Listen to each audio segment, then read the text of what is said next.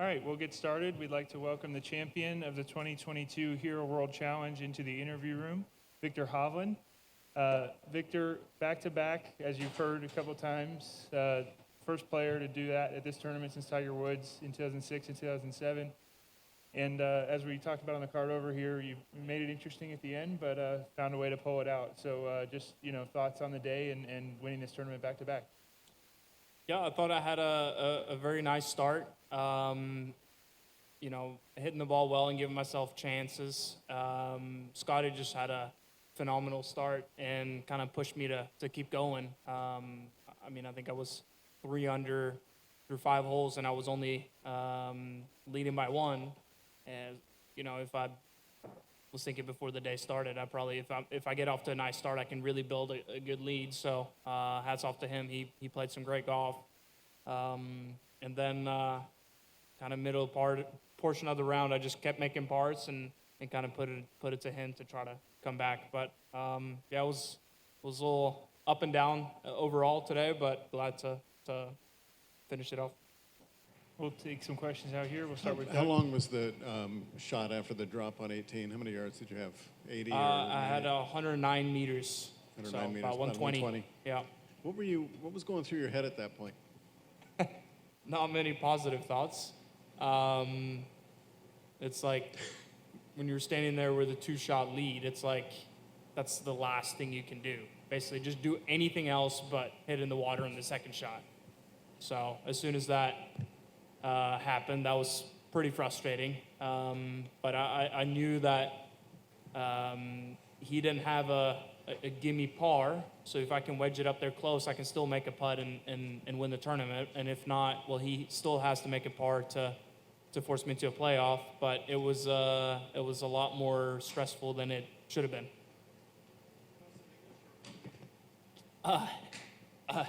I've been starting to do both, which is not good, but it just depends on my surroundings, I guess. We'll take one from Joy right here in the front.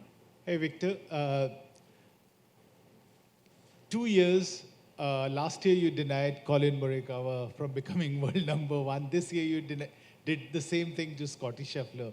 You're getting pretty good at this, isn't it?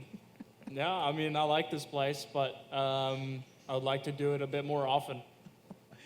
I wanted to ask you about your putting especially, because at the start of the week you came here, you spoke about putting and how hard you've been working on it. That's one area of the game that you were not happy with. And then this week you just putted the lights out of this golf course. 23 putts yesterday, 24 today. The kind of putts that you made. Can you just tell us about that and what you really made happen this week with that putter of yours? Yeah, it was frustrating the first 2 days because it was I did not putt very well. I missed a lot of short putts, but it was very hard to putt in the 30-mile-an-hour wind. The greens are really fast and they're pretty grainy, so it's you have to hit those putts very softly, and there's so much that can happen with the wind. The last 2 days it's been still windy but fairly calm, and I was just able to rely on my feet a lot more, and as soon as you see a couple putts go in, it's just easy to get confidence from that. The difference from just like feeling like you're going to make every putt, and the first couple of days it was more like, oh, I could still miss this putt, even if it's 2.5 feet, just because of the wind. It just makes you feel so uncomfortable. So trying to just switch the mindset a little bit.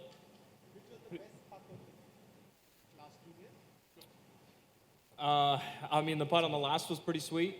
The putt on 17 was big as well, but I don't know. I didn't make too many long putts. It was just like I made a decent amount of putts from 15 to 20 feet.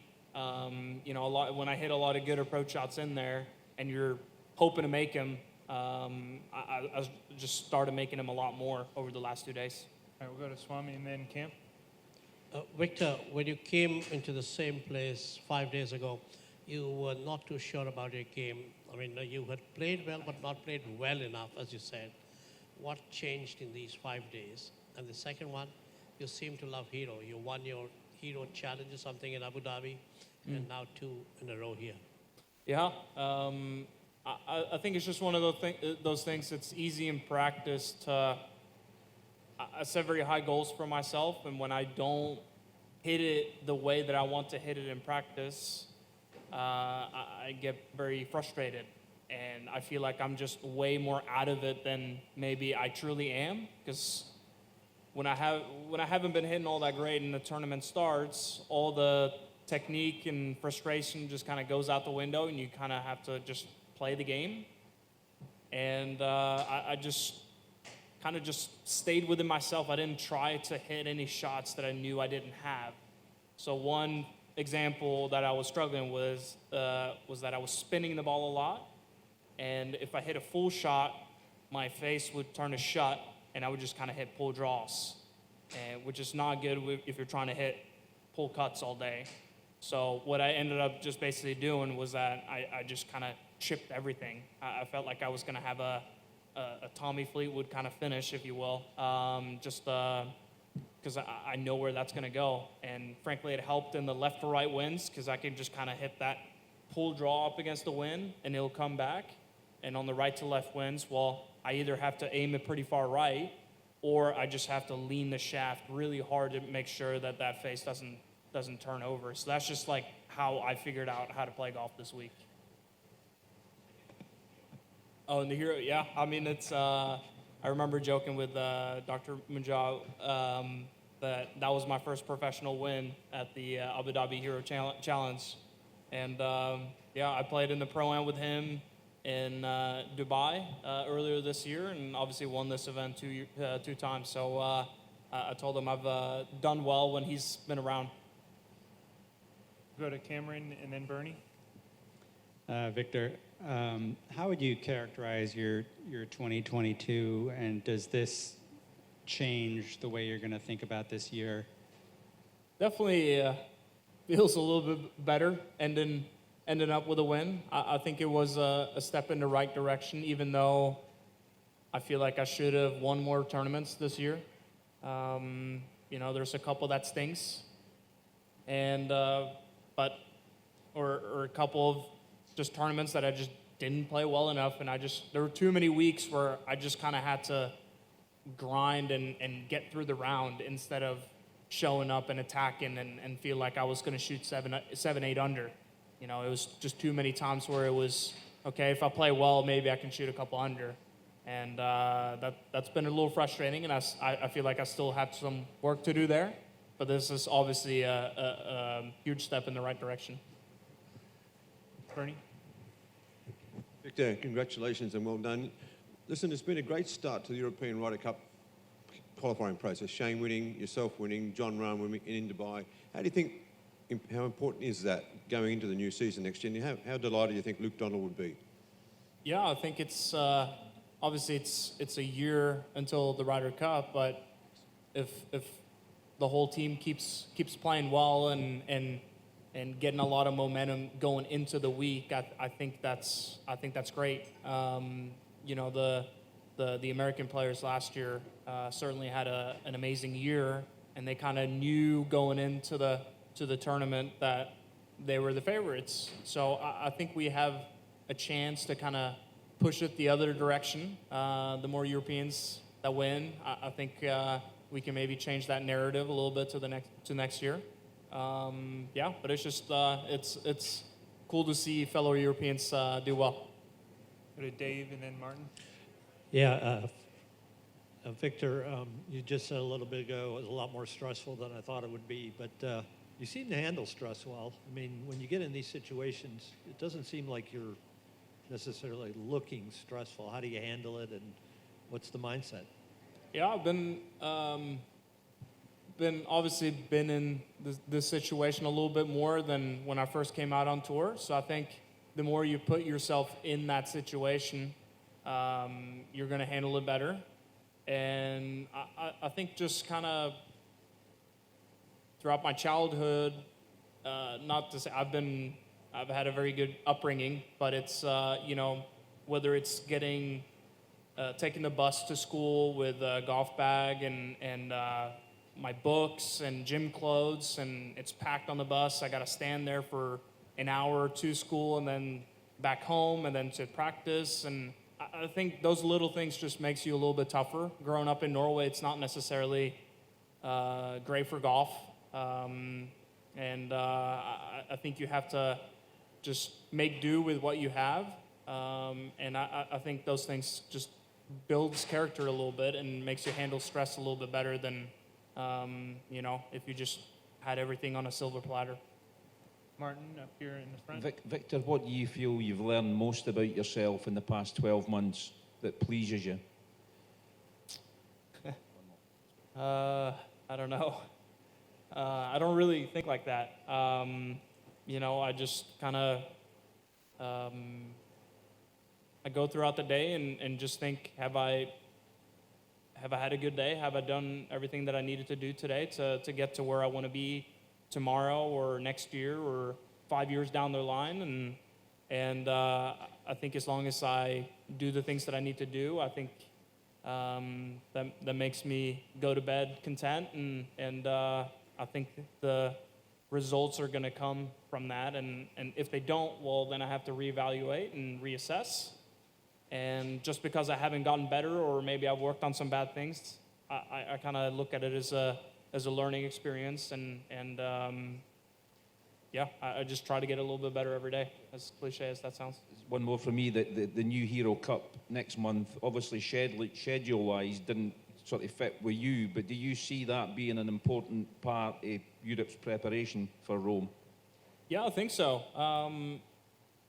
Not quite the same thing, obviously, but growing up in junior golf in Europe, we would always have the European boys team championships and all these match play tournaments, where you have to play with a teammate.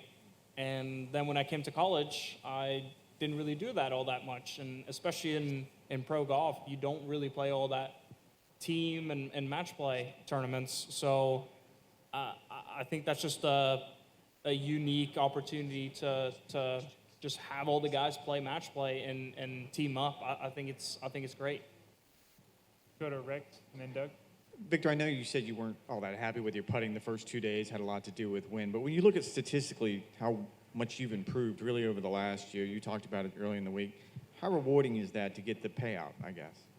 So how rewarding? Yeah, to get the payout. Yeah, I mean, it was a little bit of to kind of summarize, when I first came out, I feel like